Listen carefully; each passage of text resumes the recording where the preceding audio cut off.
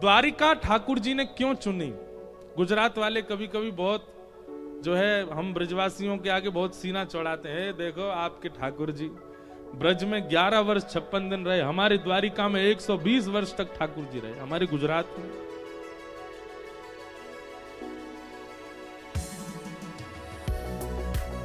कई बार व्यक्ति का जन्म हुआ भारत में रहा बेचारा 18 साल तक पढ़ाई की, स्कूल वगैरह की, और 18 साल के बाद बेचारे को विदेश जाना पड़ जाता है। विदेश में पढ़ाई करने गया, यूनिवर्सिटी में पढ़ा, फिर वहीं उसकी जॉब लग गई, वहीं बिजनेस चालू हो गया, वहीं कोई पसंद आ गई, ब्याह कर लिया, बच्चे आदि सब हो गए। जन्मा कहां? भारत में। अपनी युवावस्था कहां व्यतीत की? भारत में। और अब कहां रह रहा है 40 साल से? विदेश में। उससे पूछो मन लगता है तुम्हारा? मातृभूमि की बहुत याद आती है। तो हमारे ठाकुर जी तो बेचारे मजबूरी में रह रहे हैं। ठाकुर जी को नित्य याद तो श्री वृंदावन की याद।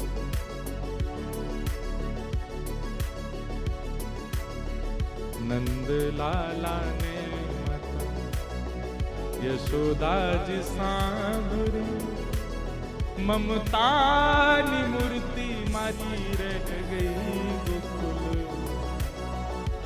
ठाकुर जी कह रहे हैं 56 भोगन थाल धराई के, 56 भोगन थाल धराई। मेरी गुजराती में उल्टा सीधा हो तो क्षमा।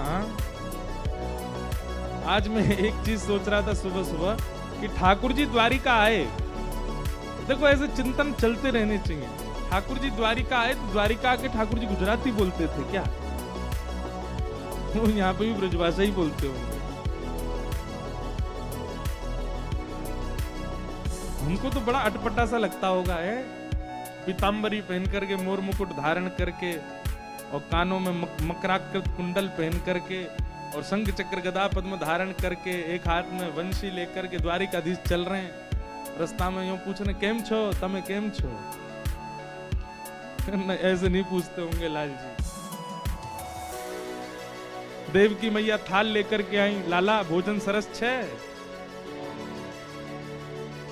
ठाकुर जी तो यहाँ भी यही बोलो, कैसो भैया सब आनंद है, चकाचक घुट रही है कि ना घुट रही? यहाँ ठाकुर जी अपनी ब्रजभाषा ही बोलते होंगे।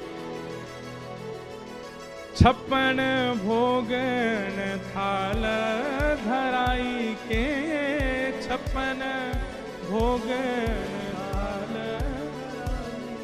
श्री द्वारिकाधीश कह रहे हैं द्वारिका में 56 भोग धराया जाता है, पर माखन नी मिश्री मारी रह गई गोकुल माँ, माखन नी मिश्री मारी रह गई गोकुल।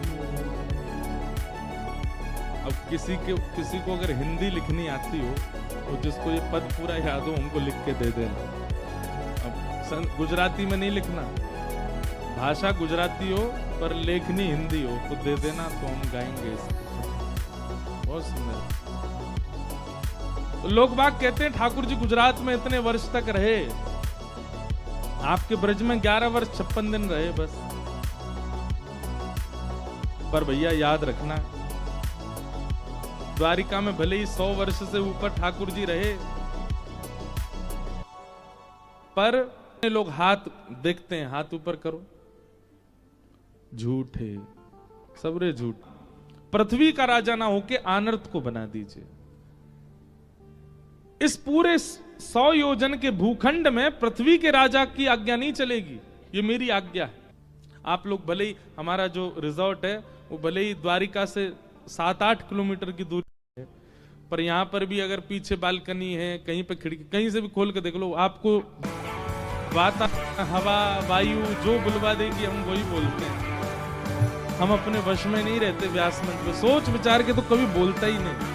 तो यहाँ जो भी निकल रहा है इसका मतलब वो व्यास पीठ ही बुलवा रही है। अब चाहे वो पद हो, चाहे वो भजन हो, चाहे वो कोई कथा हो। और विशेष रूप से मुझे पद गाना बहुत प्रिय लगता है, इसलिए ये पद भले ही आपके तन को नहीं नचाएंगे पर आपका मन रूपी मयूर नृत्य करेगा, इसलिए भाव से गाइए। ठाकुर जी कह रहे हैं, कहा करूं वैकुंठ ही जाए, कहा करूं वैकुंठ ही जाए, जहां नहीं बंशी वट यमुना गिरी, जहां नहीं बंशी वट यमुना गिरी, जहां नहीं बंशी वट यमुना गिरी, जहां नहीं बंशी वट यमुना गिरी, गोवर्धन और नंद की गाय, गोवर्धन और नंद की गाय, कहाँ करूं वैकुंठ ही जाए, कहाँ करूं वैकुंठ ही जाए, कहाँ करूं वैकुंठ ही जाए, कहाँ करूं वैकुंठ ही जाए, जहाँ नहीं ये कुंज लता द्रुम, जहाँ नहीं ये कुंज लता, मंद सुगंध बहत ना प्यार, मंद सुगंध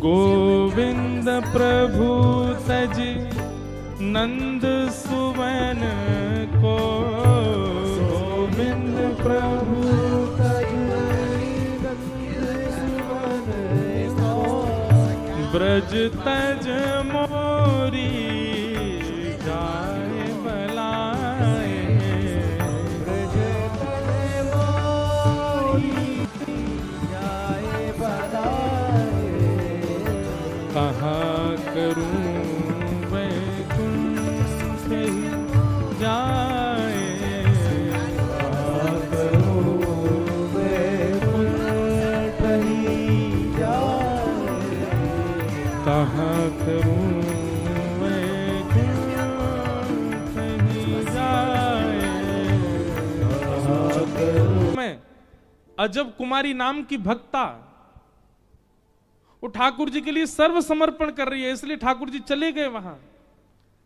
रामदास बोढ़ाना वो ठाकुर जी के लिए सर्व, गैया चरावे गए जमुनापल्ली पार, 4:30-5 बजे लौटेंगे तब दर्शन होंगे, और 4:30 बजे 5 बजे उत्थापन जब होगा ठाकुर जी का तो फल का भोग लगाएंगे। फल का भोग क्यों? बोले ठाकुर ने गुरु मंत्र जो उनको गुरुदेव ने प्रदान किया उसका अर्थ जानना चाहते हैं। हम आपसे एक प्रार्थना करेंगे, एक भाव आपके सन्मुख रखना चाहेंगे निवेदन करते हुए। हम अर्थ तो उच्चारण करते ही, जिस मंत्र की विधि जानते ही मुझे प्रत्यक्ष भगवान दिख गए, उस मंत्र को मैं गोपनीय नहीं रख सकता। ये तो मैं पूरी दुनिया को बता दूंगा ताकि सबको भगवान का दर्शन हो जाए। सत्संग व्यक्ति को 3 बातें सिखाता है। आंख पढ़ना, नेत्रम से उसका वातावरण पता चल जाता, पर कब? जब आप सत्संगी होगे तब। वो कहां किस शब्द का प्रयोग करता है, किस शब्द को बोलता है। तो पहली बात व्यक्ति की परख होती है उसके नेत्रों से। स्थिर नहीं है, धीर नहीं है, गंभीर नहीं है, इसका मतलब है संबंधवर्ती व्यक्ति नहीं है। दूसरी बात, वाणी, शब्द किन किन शब्दों का प्रयोग करता है उससे पता चलता है संबंधवर्ती है कि नहीं। और तीसरी बात, चलता कैसे, उसकी चाल कैसी, बैठता कैसे। किसी स्थान पर सोफा पे कई लोग बैठते हैं, आके सीधे अपने हाथ टांगे, पांव यूं धरे, ऐसे पूरा करके बैठ जाते हैं, तो पता चल जाता है कि बहुत सत्संगी व्यक्ति है।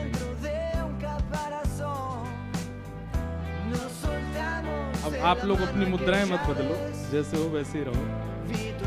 कई लोग बेचारे धीमे धीमे हाथ सीधा कर रहे हैं, पैर नीचे कर रहे हैं, ये सब मत करो। आप जैसे हो वैसे ही रहो। उसके कपड़े पहनने का ढंग, उससे पता चल जाता है कि वो कैसे वातावरण का है। तो नेत्रम, वक्त्रम, विकारेण, इन 3 चीजों से व्यक्ति की परख होनी शुरू हो जाती है। पर कब? जब आप सत्संगी होगे तब। बिना सत्संग की अभी पता चली यहाँ से कथा उठती गए और महाराज एक दूसरे की आंख देखने लगे। चप्पल नेत्र हैं तुम्हारे, महाराज जी आज बता रहे थे, बहुत मटकते हैं इधर उधर। देखो तुम कैसे शब्द का प्रयोग कर रहे हो, देखो तुम बिस्तर पे आके कैसे औंधे लेट को, महाराज जी बोल रहे थे विकार से पता चलता है। ये सब अभी परखने मत लग जाना। कम से कम अपने कानों को पहले बहु सत्संग प्रदान करो। जब अधिक मात्रा में आप सत्संग करने लग जाएंगे तो ये करना नहीं पड़ेगा आपको जबरदस्ती देखना नहीं। आपकी पहली झलक पड़ते ही व्यक्ति की आपको इतना पता चल जाएगा कि ये अति संबंध बनाने योग्य है कि नहीं। हाँ, आप देखोगे उसमें भी गुण अच्छा, भले कुछ भी हो पर ये गुण इनमें है। पर हाँ, मुझे इनसे कितनी दूरी रखनी है ये आपको अनुभव हो जाएगा।